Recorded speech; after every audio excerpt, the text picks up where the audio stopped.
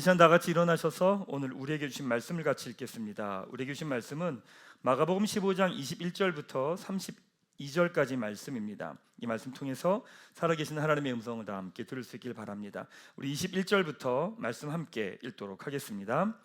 마침 알렉산더와 루포의 아버지인 구레네 사람 시몬이 시골로부터 와서 지나가는데 그들이 그를 억지로 같이 가게 하여 예수를 십자가를 지우고 예수를 끌고 골고다라 하는 곳, 번역하면 해골의 곳에 이르러 모략을 탄 포도주를 주었으나 예수께서 받지 아니하시니라. 십자가에 못 박고 그 옷을 나눌세 누가 어느 것을 가질까 하여 제비를 뽑더라. 때가 제3시가 되어 십자가에 못 박으니라. 그 위에 있는 죄패의 유대인의 왕이라 썼고 강도 둘을 예수와 함께 십자가에 못 박으니 하나는 그의 우편에 하나는 좌편에 있더라. 지나가는 자들은 자기 머리를 흔들며 예수를 모욕하여 이르되 아하 성전을 헐고 사흘에 짓는다는 자여 내가 너를 구원하여 십자가에서 내려오라 하고 그와 같이 대제사장들과 서기관들과 함께 희롱하여 서로 말하되 그가 남은 구원하였을 때 자기는 구원할 수 없소다. 이스라엘 왕 그리스도가 지금 십자가에서 내려와 우리가 보고 믿게 할지어다 하며 함께 십자가에 못 박힌 자들도 예수를 욕하더라. 아멘. 네, 그 자리에 앉으시기 바랍니다. 가슴에 손 대고 제가 하는 기도 따라하겠습니다. 하나님은 나를 사랑하십니다. 나는 그 사랑 안에 있습니다. 나는 하나님의 형상입니다. 나는 하나님의 꿈입니다. 그렇게 살아갈 것입니다. 아멘. 네, 감사합니다. 성경에 참 많은 이야기가 있습니다. 근데 그 많은 이야기의 주제는 하나입니다. 그게 뭐냐? 바로 하나님 나라입니다. 하나님 나라가 이 땅에 시작되었다. 바로 그것이 복음입니다. 하나님 나라가 이 땅에 시작되었기 때문에 더 이상 그렇게 살지 않아도 된다. 바로 그것이 복음입니다. 남성 수련회 마치고 나서 이제 한 분이 와서 딱 그런 얘기 하더라고요. 저보고 목사님, 남자들이 모였는데 술을 안 먹고 새벽 1시까지 수다를 떨더라고요. 자기는 한 번도 경험해보지 못한 일이라고 하더라고요. 그렇죠. 보통 남자들이 있으면 술 마시면서는 1시까지 얘기가 가능합니다.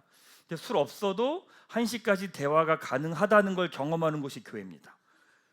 그러니까 교회는 세상에서 살던 방식이 아닌 방식으로도 살아가는 게 가능하구나라고 하는 걸 아는 곳이 어디냐? 그것이 바로 사실은 교회입니다. 근데 그 복음을 예수님께서 어떻게 이루셨느냐? 십자가와 부활을 통해서 이루셨습니다. 생각해 보면 부활은 성부 하나님이 하신 일이거든요. 그럼 성자 예수님은 무엇을 하셨느냐? 십자가의 길을 가신 겁니다. 그래서 우리가 하나님을 알아가고 교회를 알아가고 신앙이 성장하다 보면 반드시 만나는 게 있습니다. 그것이 바로 십자가입니다. 십자가를 통과하지 않으면 우리의 신앙도 삶도 성장하지 않습니다. 근데 여러분들 교회를 다니던 분들이 교회를 계속 다니는데 다니다가 왜 매 순간마다 주저앉지? 왜 내 신앙이 성장하지 않지? 이유는 무엇이냐면 십자가 앞에 섰기 때문에 그렇습니다.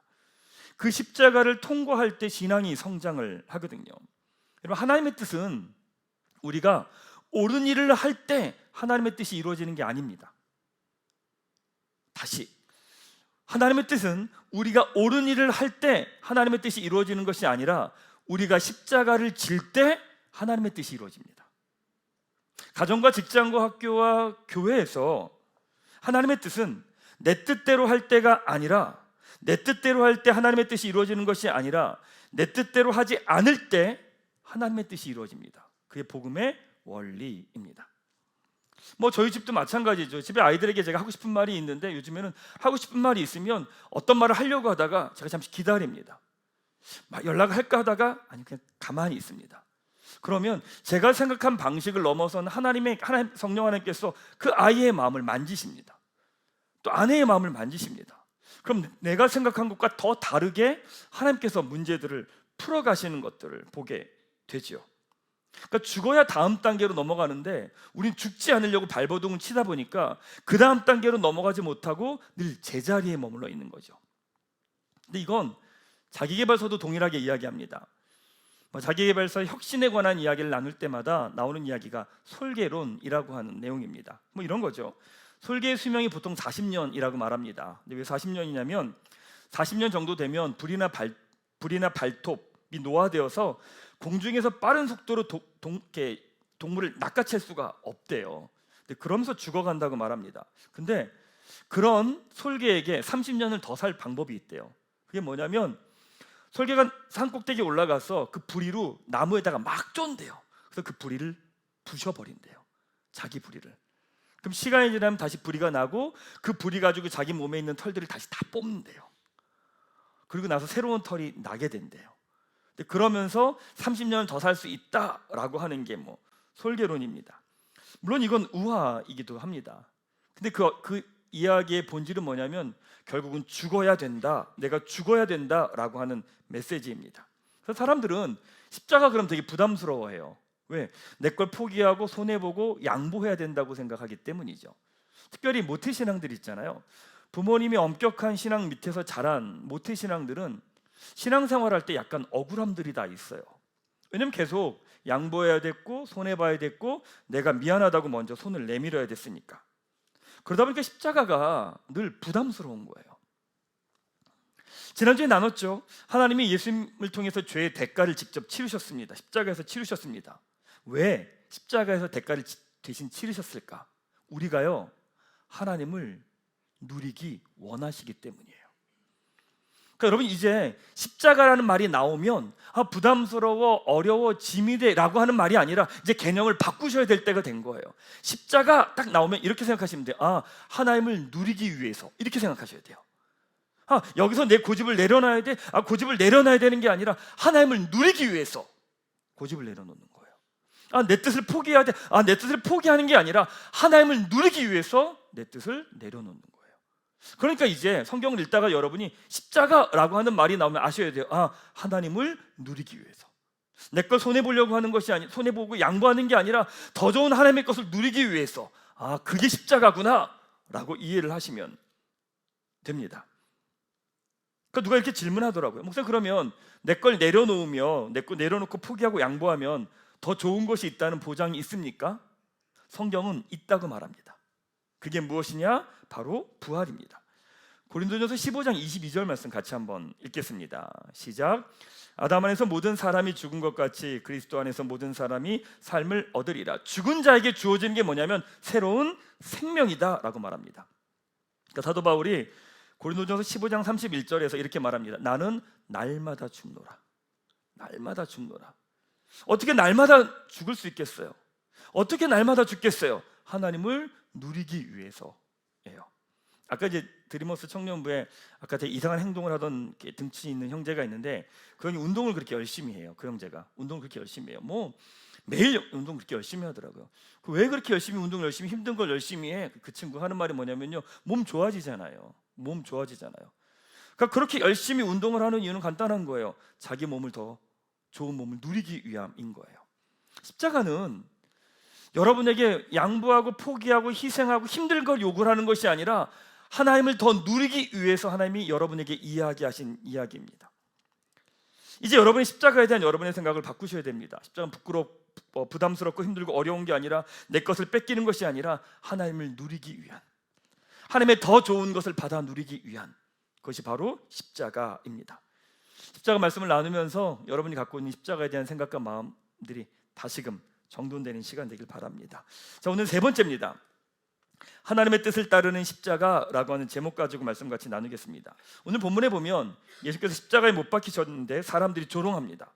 사람들의 모습이 어떠하냐? 24절 한번 읽어보겠습니다. 24절입니다. 시작.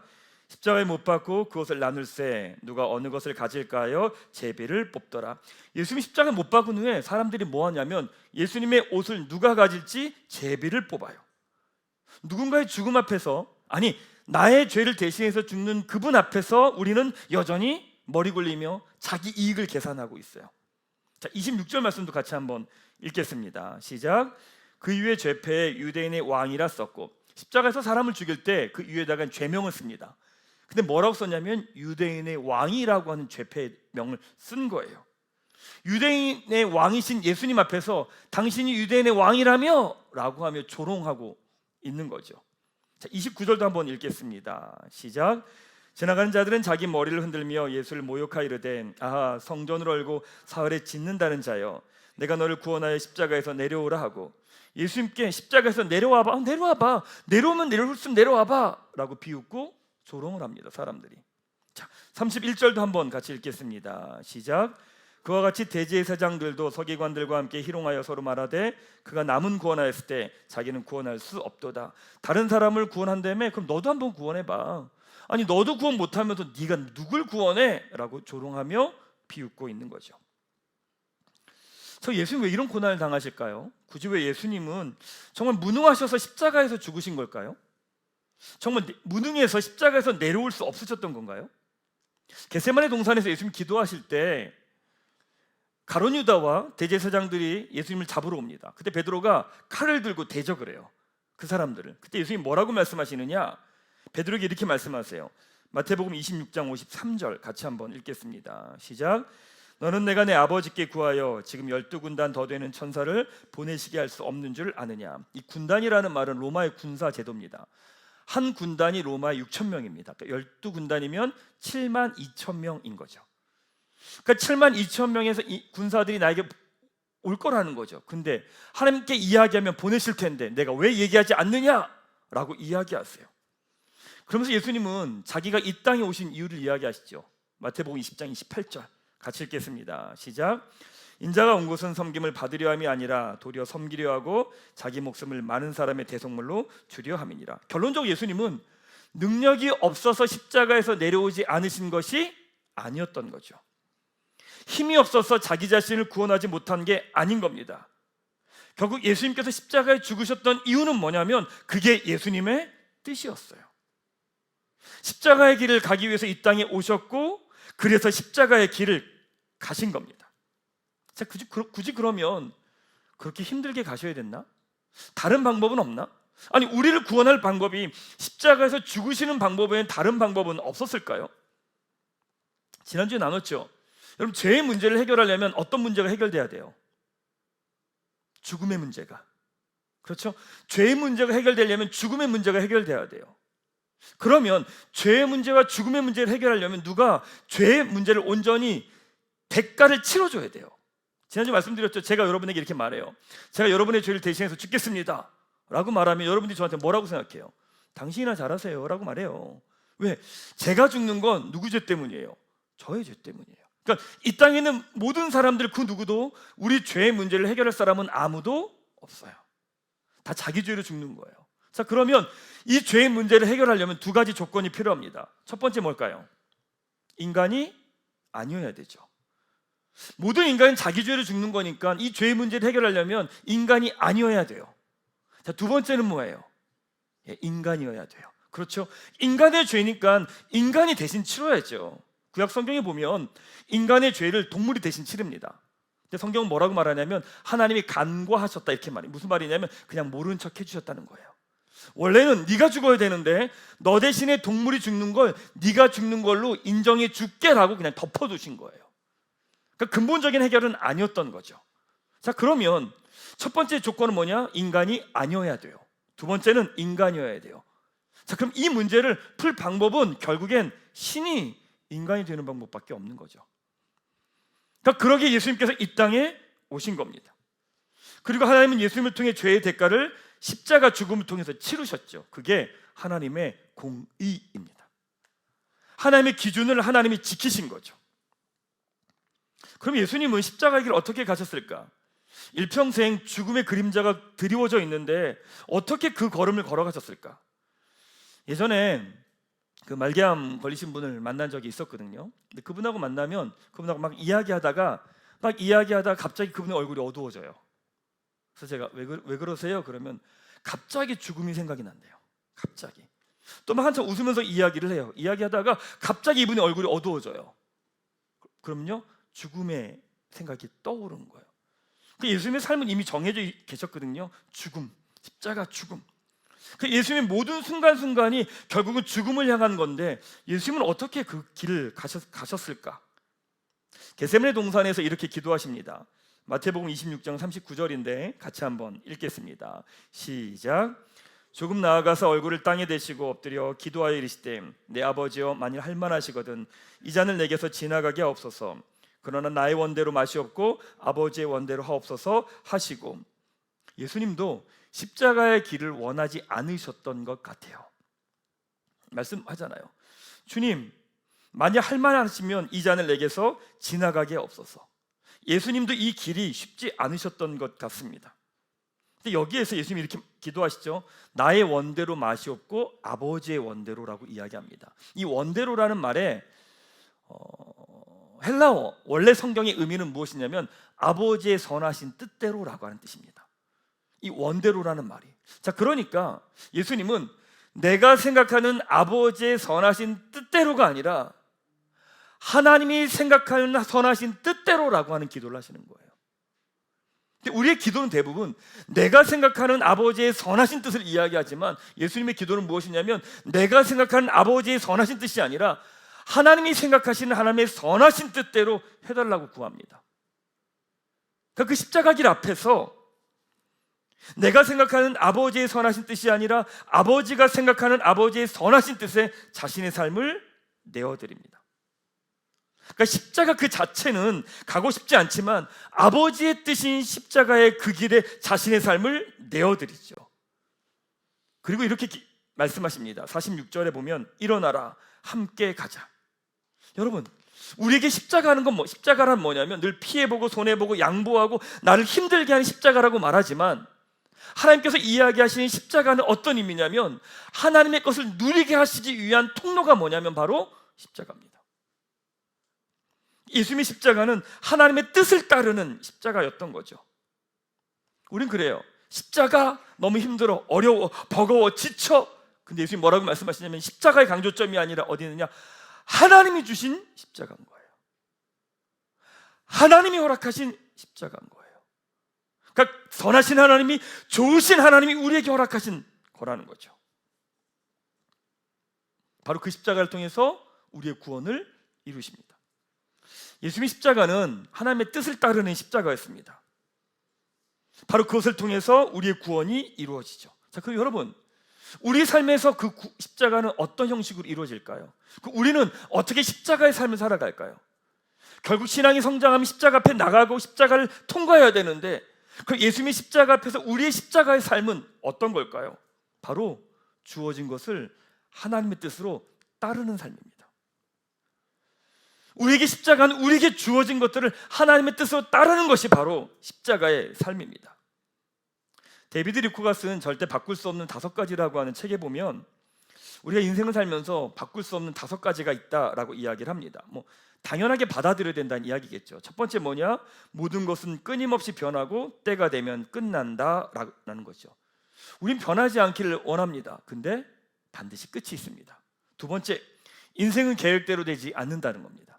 우린 계획하죠. 자녀도 인생도 미래도 내 뜻대로 하겠다고 합니다. 근데 내 뜻대로 되지 않는다는 거예요. 세 번째, 세상은 불공평하다. 악인이 잘 되고 왜 착한 사람은 이렇게 고난을 겪는가? 라고 생각하지만 너무 불공평하지만 세상이 불공평한 건 너무 당연하다는 거예요. 자, 네 번째, 고통은 삶의 일부다. 우리 고통 없이 살아가기 원하지만 고통은 우리 삶에서 뗄 수 없는 너무나 당연한 거라고 이야기합니다. 다섯 번째, 사람들은 항상 사랑스럽고 충실하지는 않다. 사람이요 변하는 건 너무 당연하다라고 말합니다. 그래서 데이비드 리코가 맨 마지막에 이런 이야기합니다. 우리가 바꿀 수도 좌지우지할 수도 없는 그것이 우리에게 필요한 것임을 이해하게 되면 현실을 받아들이는 것이 자신을 성장하게 하는 방법임을 알게 된다라고 이야기를 합니다. 우리에게 바꿀 수 없는 것, 나에게 어쩔 수 없이 나에게 주어진 것들이 있는데 그것을 내가 받아들일 때 비로소 어떤 일이 일어나느냐? 삶의 성장이 있다라고 하는 이야기를 해요. 돌아보면 우리 삶도 그렇습니다. 주어진 것들이 있어요. 데이비드 리코가 말한 것처럼 말한 5가지도 있지만 내가 어떻게 한 것도 아닌데 나에게 주어진 것들이 있습니다. 예전에 어떤 분이 저에게 그런 이야기 하시더라고요. 목사님, 저희 형님이 갑자기 돌아가셨습니다. 그래서 저희 형님의 가족들을 제가 돌봐야 될 상황이 됐습니다 라고 하는 거예요. 목사님, 저희 가족도 챙기기 어려운데 이제 형 가족들까지 챙겨야 되는 상황이 됐습니다 라고 하고 오셨어요. 쉽지 않죠. 어떤 분은 또 그런 이야기 하시더라고요. 부모님이 아프셔서 부모님을 돌봐야 될 상황이 된 거예요. 자기 자녀들을 돌보는 것도 너무 힘든데 이제 부모님까지 챙겨야 되는 상황이 된 거죠.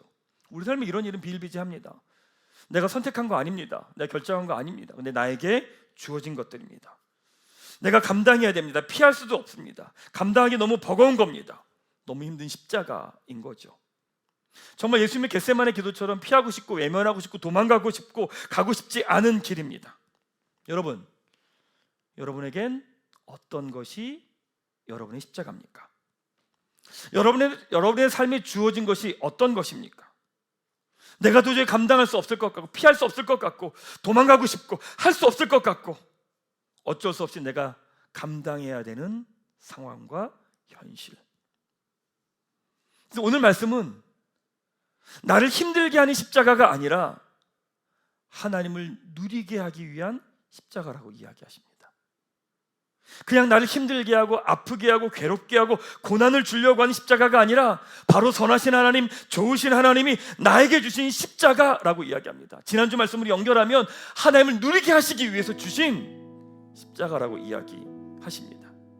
사랑하는 여러분, 우리는 하나님 없이 살 때 지금까지 이러고 살았어요. 왜? 나를 지켜야 되니까, 보호해야 되니까 이러고 살았어요. 근데 복음 앞에 서는 순간 이 은혜의 햇살이 우리를 비추고 있어요. 옛날에 이게 너무 당연한 거예요. 내가 살아가는 방식이 당연했거든요. 근데 예수님을 믿으면서 내가 살아온 삶의 방식이 하나님의 은혜의 햇살을 가로막는 장애물이 돼버린 거예요. 옛날에 나를 지켜야 되니까 이러고 살았어요. 근데 예수님을 믿고 난 다음에 은혜의 햇살이 비추는데 내가 계속 이러고 있는 거예요. 계속 내 은혜의 햇살을 막고 있는 거죠. 십자가는 뭐냐면 주님은 이걸 내려놓으라는 거예요. 너의 계획, 너의 욕심, 너의 고집, 너의 생각 내려놔도 돼. 왜? 햇살이 비칠 거니까. 우리는 우리 걸 내려놓고 포기하는 게 두려워요. 왜? 손해볼 것 같으니까, 큰일 날 것 같으니까. 예레미야 29장 11절 말씀 이렇게 말씀합니다. 여호와의 말씀이니라. 너희를 향한 나의 생각을 내가 아나니 평안이요 재앙이 아니니라. 너희에게 미래와 희망을 주는 것이니라. 힘들어 보이지? 버거워 보이지? 아니야. 내가 너에게 주려고 하는 건 재앙이 아니라 평안이야. 이 시간을 통해 너의 미래를 열 거야. 너의 삶의 새로운 길을 만들어 갈 거야. 사랑하는 여러분 삶에 되게 버거운 것들이 있어요. 그래서 예전처럼 내가 나를 보호하는 방식으로 이렇게 보호하고 살았어요. 근데 하나님 끊임없이 이걸 내려놓으라고 말씀하세요. 이거 내려놔. 네가 지키고 있는 거 내려놔. 네가 보호하고 있는 거 내려놔도 돼. 괜찮아. 걱정하지 마. 염려하지 마. 하나님, 이거 내려놓으면 죽어요. 저 큰일 나요. 난리 나요. 아니야, 괜찮아. 내려놔도 돼. 이걸 내려놓을 때 비로소 은혜의 햇살을 누리게 돼요. 사랑하는 여러분 앞에 어쩔 수 없이 주어진 십자가, 감당하고 싶지 않고 때로는 감당할 수 없는 십자가. 근데 그냥 십자가가 아니라 하나님을 누리게 하시기 위한 십자가라고 이야기하십니다. 여러분에게 평안을 주시려고, 생명을 주시려고, 새로운 길을 주시려고, 새로운 가능성을 주시려고. 하나님의 뜻을